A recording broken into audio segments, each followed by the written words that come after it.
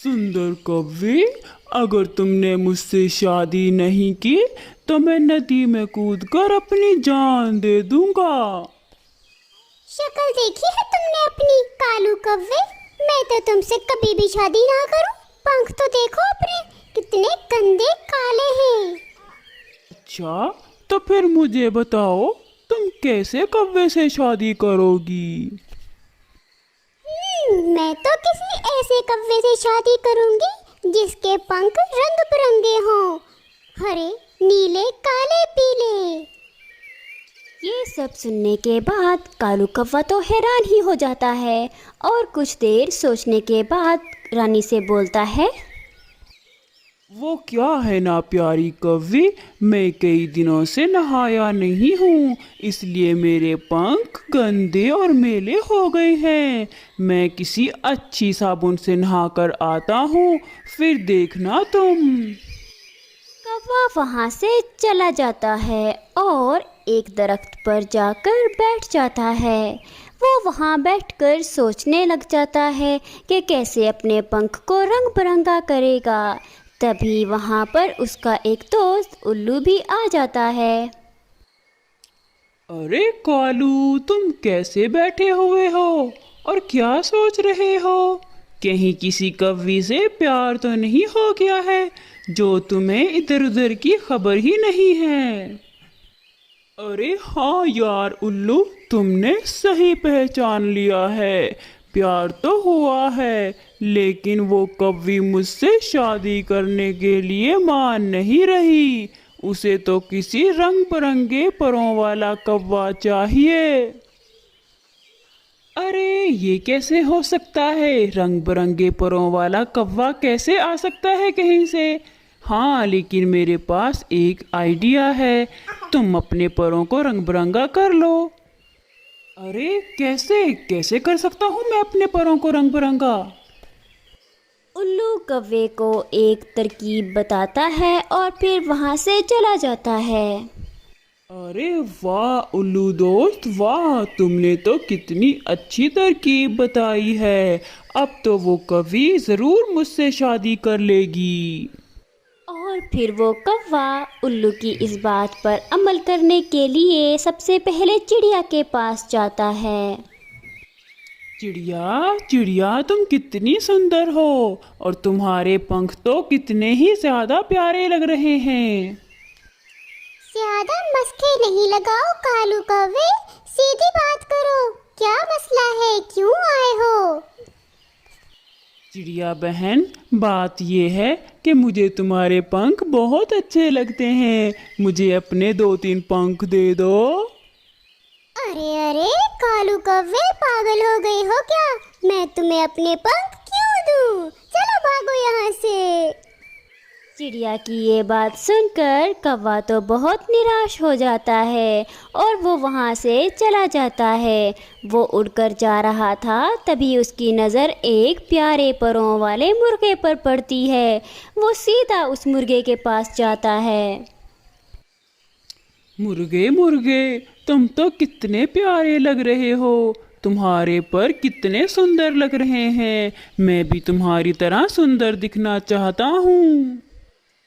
कालू कव्वे, तुम तो काले हो ना, तो तुम्हारे पर काले ही रहेंगे, रंग बिरंगे कैसे हो सकते हैं? इसीलिए तो मैं आपके पास आया हूँ मुर्गे। मुझे अपने 2-3 पंख दे दो, मैं वो गम से लगा लूँगा।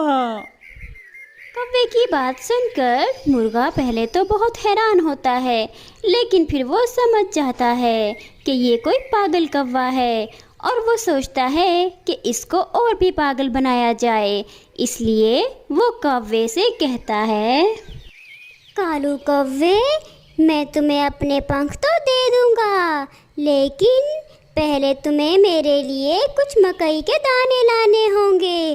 जब मैं मकई के दाने खाऊंगा तो फिर अपने पंख जोर जोर से फड़फड़ाऊंगा। फिर मेरे जो पंख गिरेंगे वो मैं तुम्हें दे दूंगा। कालू को तो मुर्गे की बात बहुत आसान लगती है। वो उसके लिए मकई के दाने लेने चला जाता है। कौवा बहुत खुश था क्योंकि वो जानता था कि उसे मकई के भुट्टे कहाँ से मिलेंगे। इसलिए वो सीधा जाता है किसान के खेत की तरफ। वहाँ बैठकर वो पहले कुछ दाने खुद खाता है और जैसे ही एक मकई का भुट्टा उठाकर लेकर जाने की कोशिश करता है, तभी वहाँ पर किसान आ जाता है। किसान उसके पीछे इतनी ज़ोर से एक छड़ी फेंकता है कि वो कौवे के पंख पे जाकर लगती है, लेकिन कौवा बच जाता है। बच गया। अरे आज मैं बच गया। अगर आज मुझे वो किसान पकड़ लेता तो मेरी तो अच्छी खासी शामत आनी थी। और फिर कुछ देर सांस लेने के बाद कौवा मकई का भुट्टा उठाता है और मुर्गे के पास जाता है। अरे मुर्गे, ये लो, मैं लेकर आ गया हूँ। बड़ी मुश्किल से लाया हूँ ये मकई का भुट्टा। अब जल्दी से ये खाओ और अपने पंख फड़फड़ाओ। अरे अरे कालू, मुझे तो बस मकई का भुट्टा चाहिए था अपने शाम के खाने के लिए। अभी तो मैंने अपना भोजन खुद खा रखा है, अभी तो मुझे भूख नहीं है।